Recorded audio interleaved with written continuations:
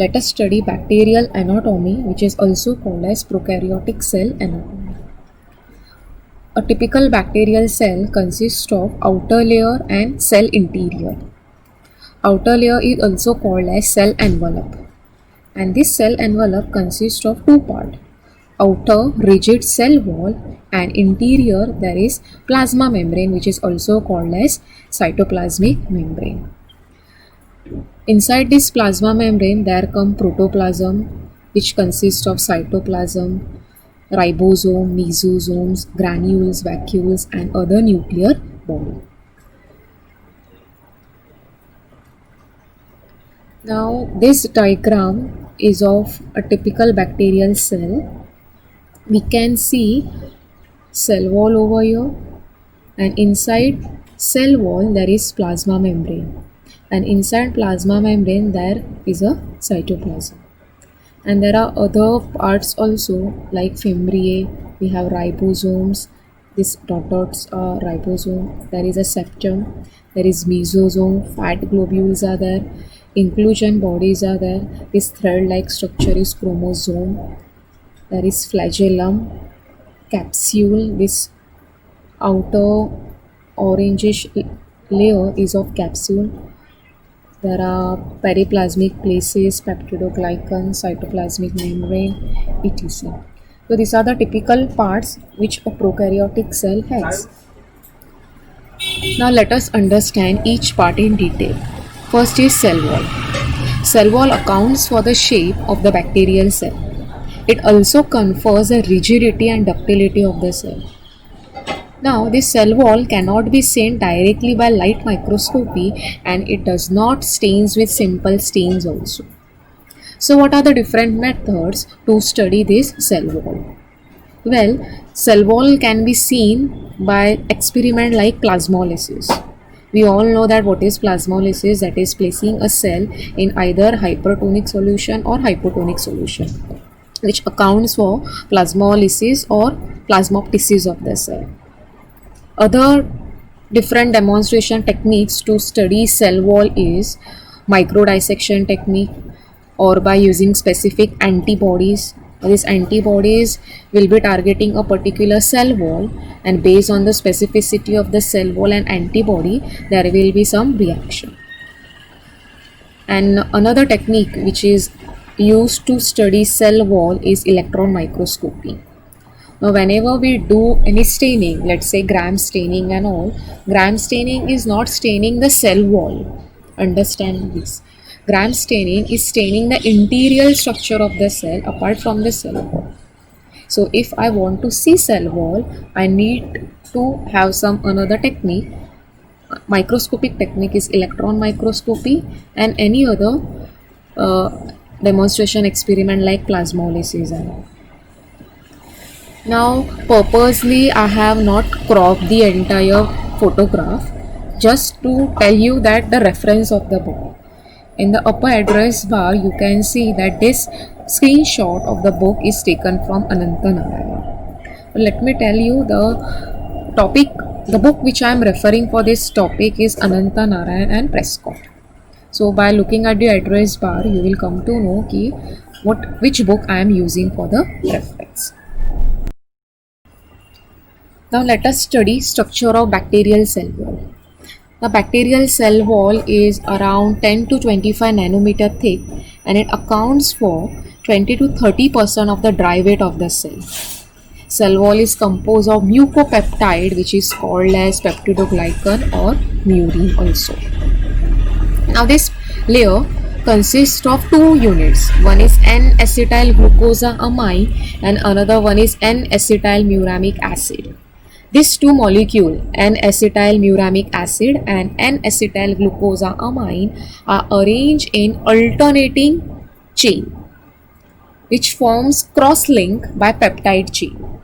Here the diagram, which is figure 2.7, we can see that pink color molecules are N-acetylmuramic acid and orange color molecules are N-acetyl glucosamine. And these two molecules in an alternating manner forms the entire cell wall. Now there we can see that From N-acetylmuramic acid there comes line which are 4 in number, which are vertical, and from N-acetylglucosamine there come 5 lines which are in a horizontal manner. N-acetylglucosamine is called as NAG, NAG, and N-acetylmuramic acid is called as NAM.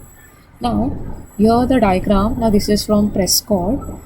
NAM is there in yellow color and NAG is shown in orange color.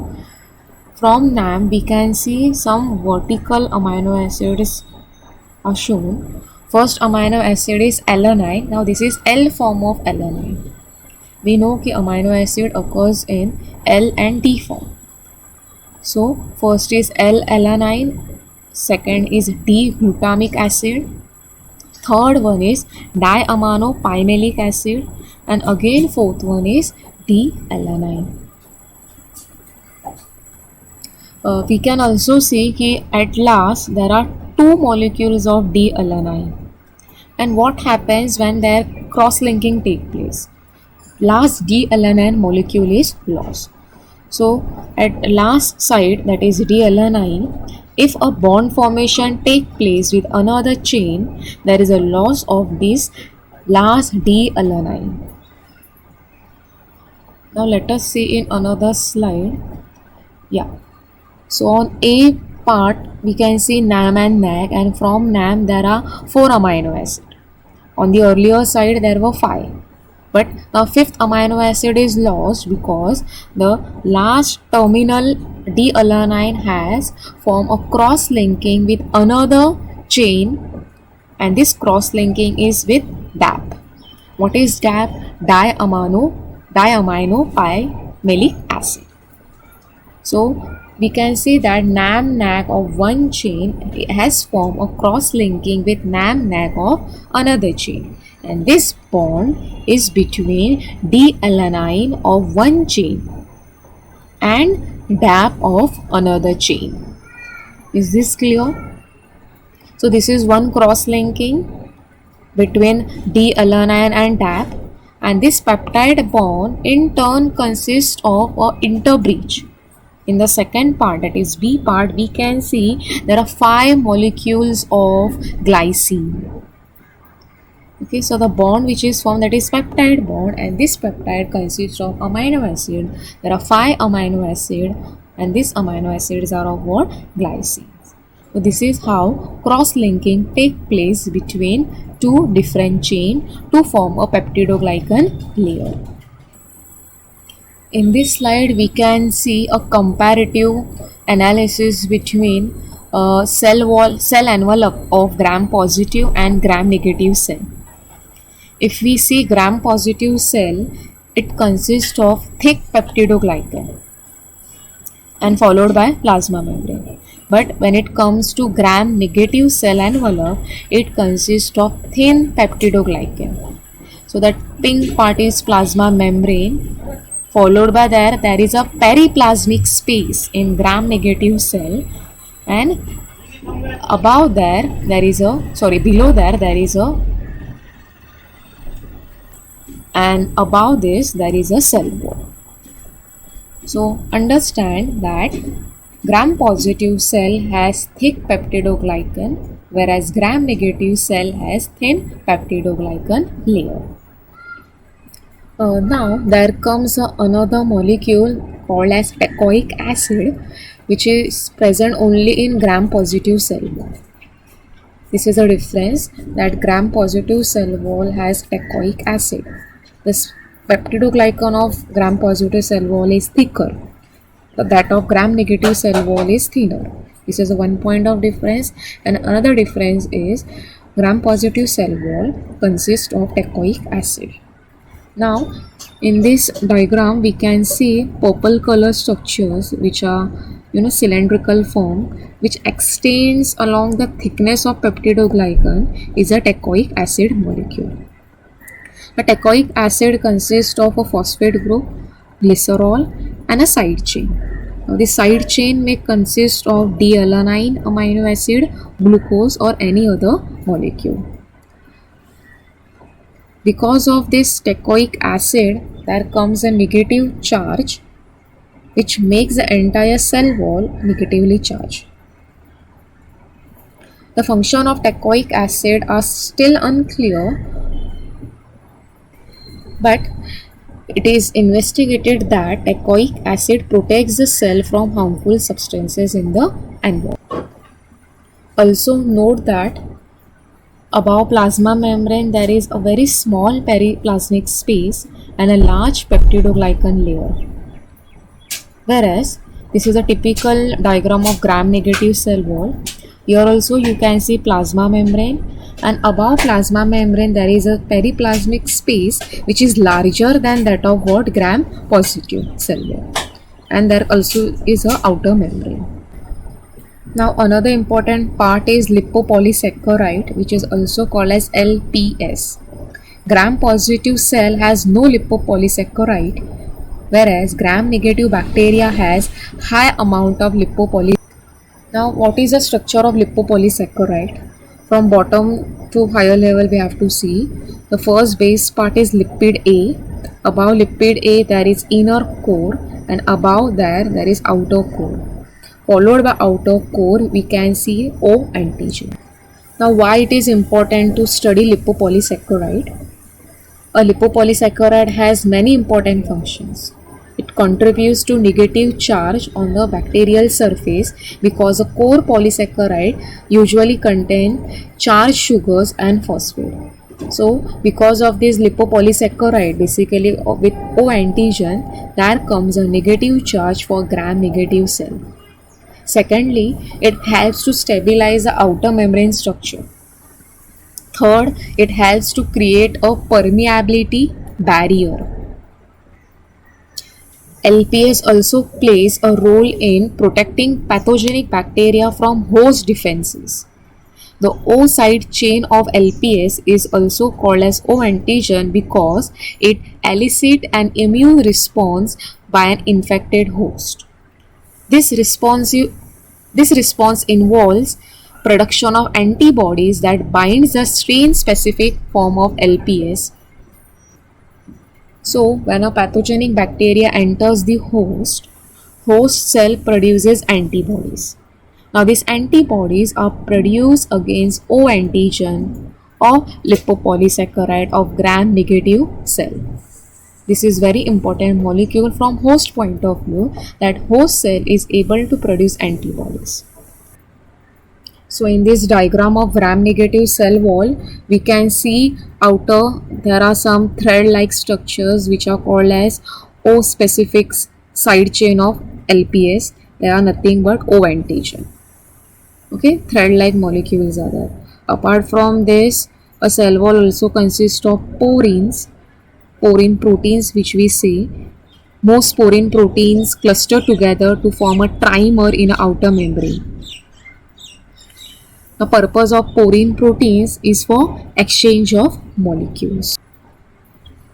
Now on this slide there are two diagrams. One is of gram-positive cell and another one is of gram-negative cell. It is giving us a comparative thing to see what part are there in gram-positive cell and gram-negative cell. So from bottom we can see of gram-positive cell, interior of cell has shown, then there is phospholipid bilayer, that is cytoplasmic membrane, and above cytoplasmic membrane there is a thick cell wall which consists of peptidoglycan with teichoic acid. Apart from there is a capsule layer also. Now this capsule is not necessary part. Some pathogenic strains, it may be gram-positive or gram-negative, they have capsule. And if we are seeing B diagram, that is of gram-negative cell, first is inner membrane. Above inner membrane there is a cell wall wherein peptidoglycan is less thicker. There is periplasmic space, LPS molecules can be seen, which is called as O antigen, body antigen, that is what is also called as somatic antigen. We can see capsular polysaccharide capsules, porine channels also. Now what happens when we stain the cell? As we know, gram-positive cell wall has thick peptidoglycan layer. It takes the initial crystal violet cell, and that is why gram-positive cell appears violet in color. Whereas in case of gram-negative bacteria, peptidoglycan layer is thin, so there is less intake of violet color crystal violet, and it is stained with counter stain, that is basic fixing, and that is why gram-negative cell appears in pink color. Cell wall is thick in gram-positive bacteria, whereas in gram-negative bacteria it is thin. Peptidoglycan is thin in gram-negative cell, whereas it is thick in gram-positive cell. Teichoic acid is present in gram-positive cell and absent in gram-negative cell. Periplasmic space is absent in gram-positive cell and present in gram-negative cell. Lipopolysaccharide is present in gram-negative cell and absent in gram-positive cells. Porins are absent in gram-positive cell and present in gram-negative cell. Well, this was all about cell envelope of gram-positive cell and gram-negative cell.